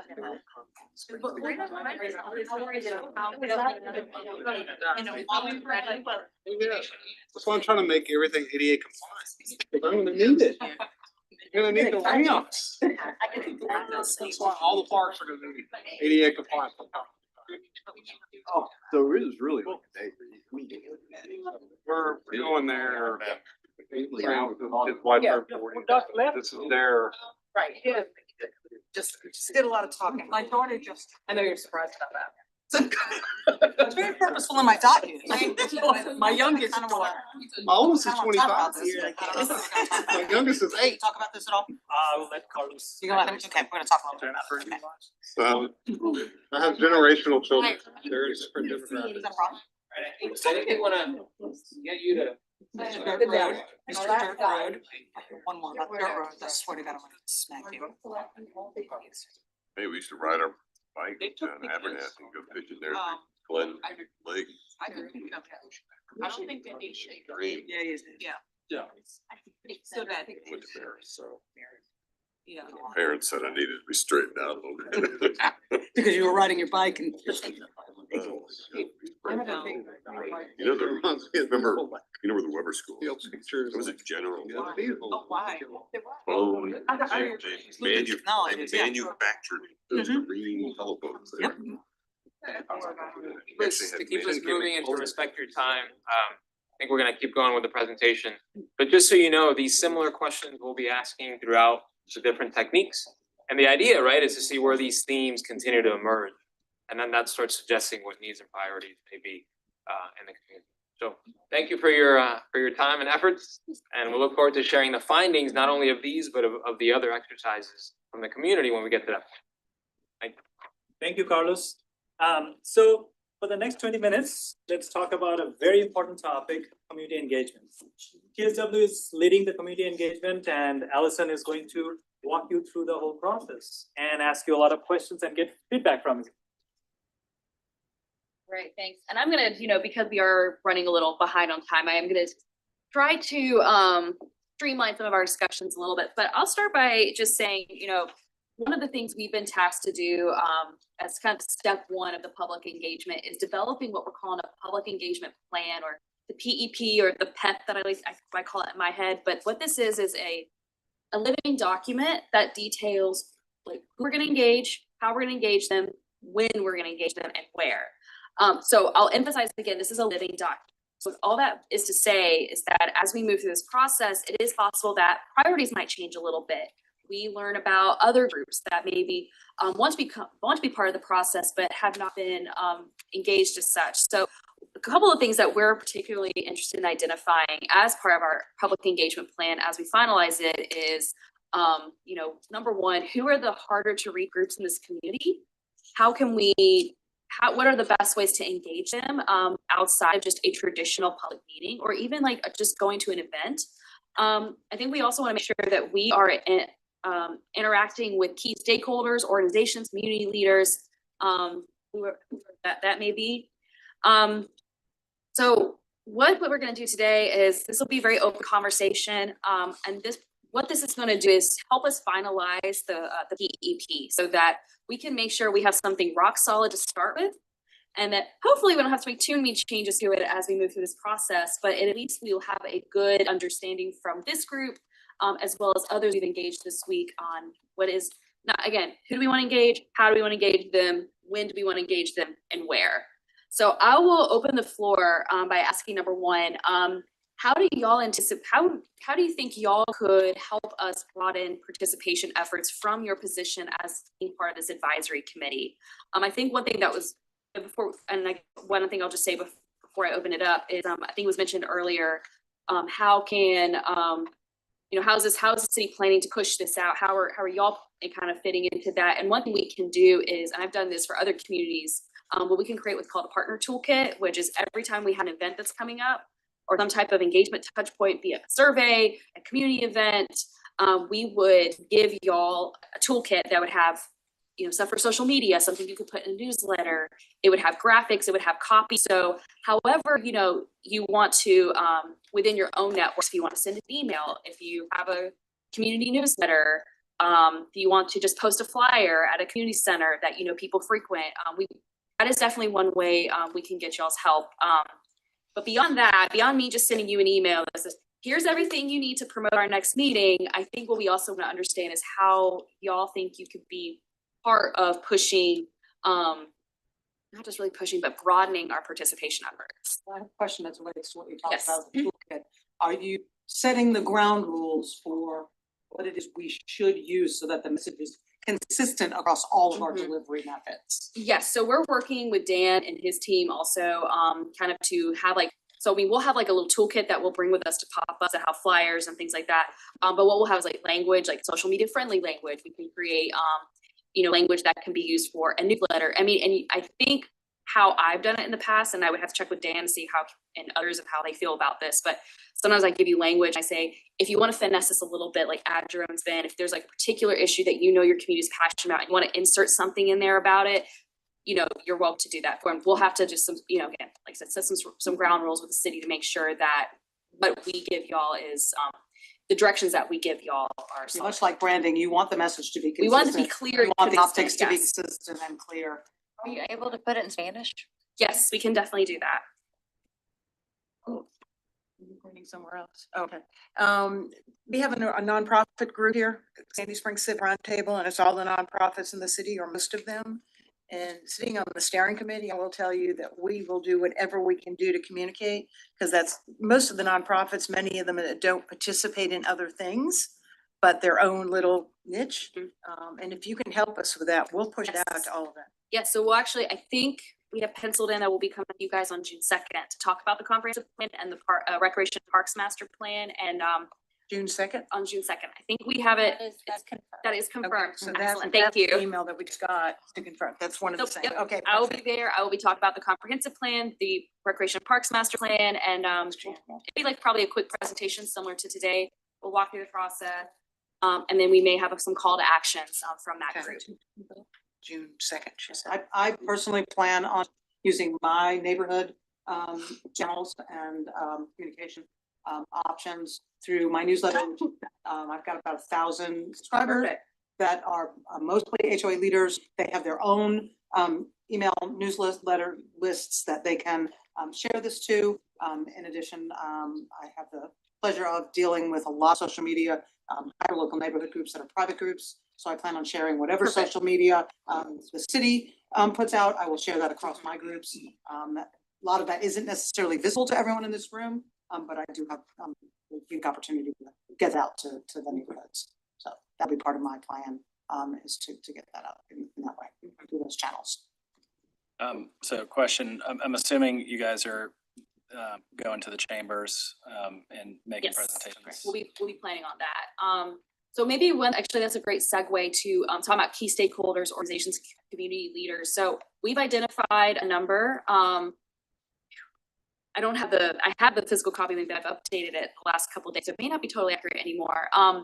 So the chamber is definitely a group. I think Leadership Perimeter is one group we've identified. The PCIDs is a group we've identified to talk to. I guess top of mind in y'all's eyes, are there any other key stakeholders, organizations, or leaders that you think we need to be making some inroads with and promoting the plan and the process? Restaurant council, possibly? Restaurant council, okay. That's still not really. the Is it, school- it's not alive anymore? Yeah. And, yeah. Schools. School PTOs or. Jennifer, we were talking, I just talked to Dan, if you guys can come out to our food pantry, which is a very diverse group, and if we pick a day and then we have somebody that's gonna be able to translate, I think we can get a lot of people that they're in their comfort zone there, as opposed to asking them to come into the city hall or something like that. So I know we would help coordinate anything we need to. Well, and then we've got a database of donors and volunteers too, and a large majority of those come from Sandy Springs, so I feel like. You want the seniors, Mount Vernon Towers. I know the director there, and they're usually very civic minded, but they're gonna have a different spin just because unless they have grandkids that live in Sandy Springs, they're probably not gonna know everything about like the parks or that kind of thing. But they'll have their own idea, and a lot of them probably been in Sandy Springs a long They time. have a speakers program. Yeah, they do. That is dedicated to, they welcome speakers. I can connect you with the person who coordinates that. Yes. Maybe it's what I know. Rita. Rita. Yes. Yes. Yeah. We can do that. Coordinate a lot of speakers. And how about the Benson Center? Benson You guys Center. got Dorothy Dorothy Benson, Center? Ronald, His name is Ronald. Yeah. Ronald McCauley. We have a really active interfaith organization here with full of spiritual leaders who can access their congregations and.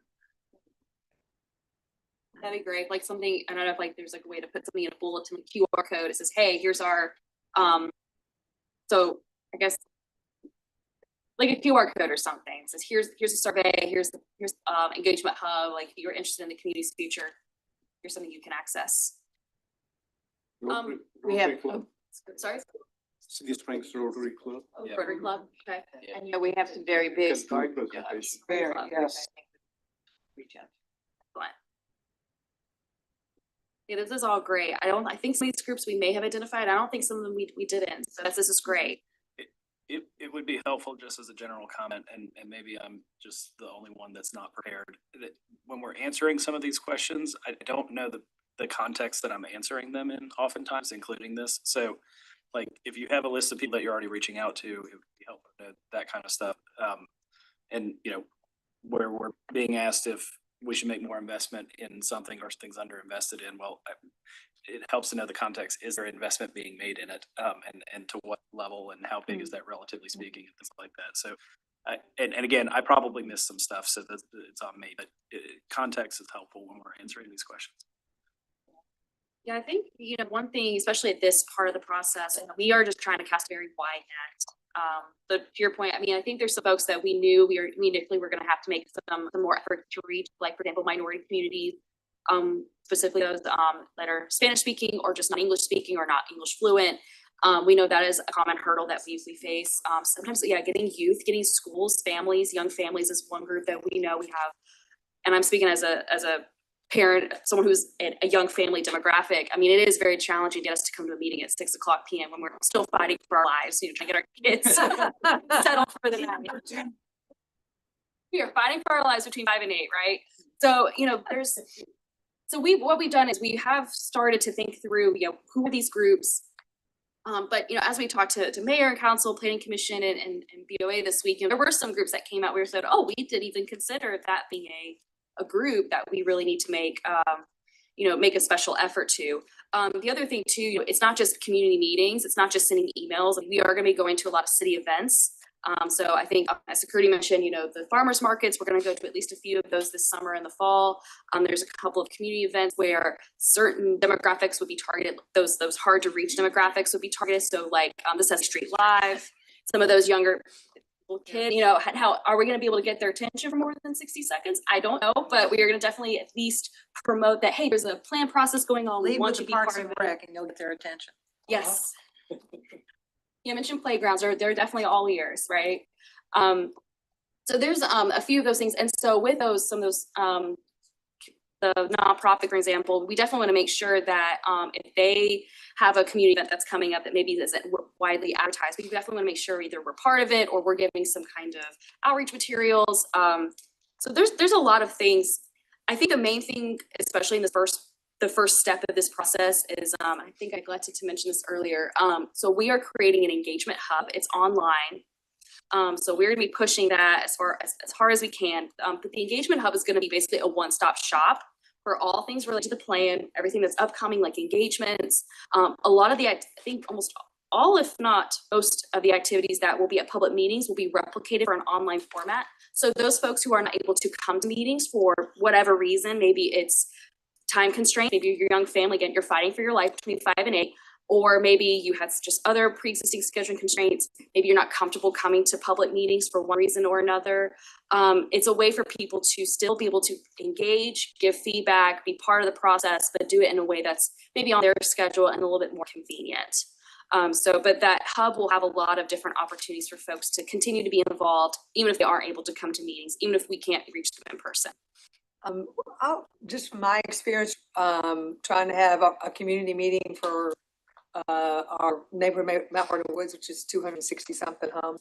We end up doing them on Sundays, like afternoon, like 4, 5, 4:30, 5, because during the week they're traveling, especially if you have young kids. A lot of times one's traveling, one's at home fighting for their lives, if you call it. Saturday they're at the baseball park, they're doing lacrosse, or they're doing all their sports on Saturdays, and we had a lot more success on a Sunday afternoon. And I know you probably don't want to work on a Sunday afternoon, but you're trying to target younger families.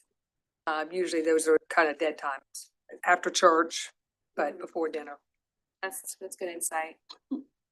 Yeah, I think as our advisory committee, I think one last thing I'll just leave you with, and I think my time's shot up, is y'all are kind of like our community champions. You're our frontline. So, you know, myself and Curdy, Eric, Tate, Megan, the city, and everyone on our team, you know, I'm not saying our resources are limited, but, you know, I'm just one person, but y'all are 15 deep. So, you know, however y'all are way more connected than we are to your community. So whatever y'all can do to be that front line, that community champion, getting that word out is extremely helpful first step for this process. And having y'all in this room to talk about this information with us, to get that feedback, is also super critical, and making sure that, again, that PEP that we're working on is as tight as possible and is actually reaching as many people that it can. I think my time's just about up. So just as we discussed yesterday, events that we'll do, the city will do, will show up events that city will do. But I think the key, and we talked about a lot of different places, is going to those people at their locations. Because as you said, you're on fire, or whatever expression you use, you won't be able to attend those. The ones that we do here, it's the same old. And the other ones are people voluntarily going to those, as opposed to, hey, I've got to be at this interfaith council, or I've got to be at this pantry meeting, or I've got to be at wherever. So I think it's really important that includes a lot of going to people in their places. Yes, absolutely. And with all the ideas that'll generate around the table, if they're fed to you, can you feed them back to this entire group? So that if there are opportunities like on a Sunday afternoon, or at the pantry, or wherever they are, that want to show up and wear my next chapter t-shirt, I'm gonna show up with my next chapter t-shirt on and talk, or my badge, and talk about the comp plan. Sorry, are y'all going to like high traffic retail areas for an hour or 2 hours at a time? And so ideally, yes, we would like to do that. I know we were kind of talking about this. Sometimes it is very difficult. Sometimes like the property owner or the property manager, sometimes they do not want us there for whatever reason. I actually had an experience pretty recently where we showed up to a community event to pass out flyers about like our upcoming meeting, and we were told to go home. Because they thought we were political organizers. And even though we explained, well, actually, we're Pyrite City and we're here to, they didn't want us there. They told us to go home. So that was really embarrassing. But all that to say, sometimes we have to make sure that we are connecting with those people well ahead of time and making sure that it is okay for us to come. But those are always, like going to like a Kroger, for example, can be really challenging if that property owner doesn't want us there. A lot of the property owners for some of our major retail centers actually live in Sandy Springs. People that work for companies that own those properties, so. I mean, just right over there, Some of that. the Jamestown Yeah. folks live here. Yeah, the Jamestown guys are, and they're great. Yeah, Regency, Regency, yep. they live here. I was just going to add, like, you guys have the contacts of Town or Regency or the other big shopping center owners. I think if you can connect us to them, I think that'll be a really helpful way to kind of get to their properties and share feedback and get feedback from the people who are coming to those properties. Where do you want that communication to go? I think Michelle is kind of the central Okay. location.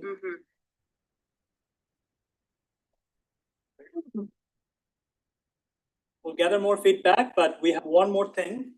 Thank you, guys. Thank you very much. Thank you, Allison. Very quickly, next step. So we said 15 minutes. We're not going to spend 15 minutes. We're coming up to a couple of the hour. Very quickly, Allison described very well the engagement hub. That is kind of a one-stop shop for all of the engagement that is going to be parallel to the in-person engagement. It is going to be launched the beginning of June. We're thinking the first week of June. Public meeting, we talked about pop-up and engagement activities. We'll be sharing like the toolkit to all of you to go out there and just spread the word about all of the meetings that are upcoming. And then the preview of the next advisory committee meeting topics, as I mentioned before, it's going to be in the week of July 10th. And it is about what we have heard from the community and start to think about the community goals, needs and opportunities, and the framework of policies. So that's kind of rounding up all of the next steps. And I know Michelle has a few things to add as we end towards the time, and we want to respect your time. We're almost tracking really well. Okay, great. Yeah, so thanks so much for everything you've submitted here. I just want to take the last few minutes. I know this is a committee, a steering committee formed by the city. And in the past, we have had a chair and some leadership, and I know we've had some interest in that role. So just inviting amongst yourselves, if you wanted to have a chair or nominate a chair and put a chair in place. Can you explain what the role of that chair is? So, right, so the role of the chair would be something of how they want to make it to be. Usually it's like somebody who would, go to the mayor and city council meetings and speak on behalf of the committee at the work sessions and maybe at the time of transmittal of the plan and the adoption, etc. So. And that's not you? No, it's not me. It would be a member of the committee. No, but I mean, speaking. Oh, no, I will speak as on well. those groups. No, I will speak as well, yeah, but on behalf of the committee. Yes. I'll nominate Rhonda. And I'll Okay. second it. Thank you. Thank you. I appreciate that. Congratulations. I lobbied all of you. And thank you. I feel like I have a Nobody's unique. better positioned. You're sweet. I feel like I have a unique opportunity. This is my second comp plan. And I was telling Reed earlier that I spent probably in excess of 100 hours. And you remember me being in your face for 100 hours at the old city hall, going over the zoning maps and character areas. And I really feel like I have a unique sense and unique level of knowledge. And I have to thank staff because you guys help me out so much all the time. And it is my pleasure to work with all of you. So we put a motion on the table. We have a Yes, second. Do we have yes, to all in exactly. favor? Thank you. Okay, all right, thanks much. Okay. We have- Where is the consulate? Where is this public meeting? Oh, it's gonna be on the third floor of this building. Okay. The 23rd. Okay. Yes. Now, what is, you said July, the week of July 10th, is that our meeting? Yes, that's the 10th or 20th, you said 10th. But I thought you said 20th, so before, that's what I, Yes. that's what I'm Week of trying to July make sure. 10th. I think. Yeah, week of July 20th. But the public. Week of meet- July 20th. Okay, because Sorry. I know it's gonna be out of town the week of July tenth, and I thought, okay. But the public meeting is June 23rd. June 23rd, yes. Okay. And the launch is June, sometime first week of June. First week of June. Okay. So you're gonna send us all our stuff to send out to everybody. And everyone's invited. Yes. If you live in Sandy Springs or you live and work in, who's included? Everybody. You live, work, play. Everybody. Live, work, play, okay. We're gonna get a line item breakdown of the budget. Nobody said anything out about a budget on this committee. We were talking a lot about the budget right now. We can arrange a meeting with several of the neighborhoods together. Who do we contact to see? Staff. I think Michelle. Michelle, okay. Michelle, everything goes to you then, okay? Yes. What time is the public meeting on the 23rd? I think it will be around 6 to 8 p.m. around the same time. Is that right? The public meeting, yes. Okay. Yeah, on the 20th. Thank you very much, everybody. This has been great. Thank you for your participation and looking forward to working with you. We are very excited as you are. Thank you. Thanks, everyone.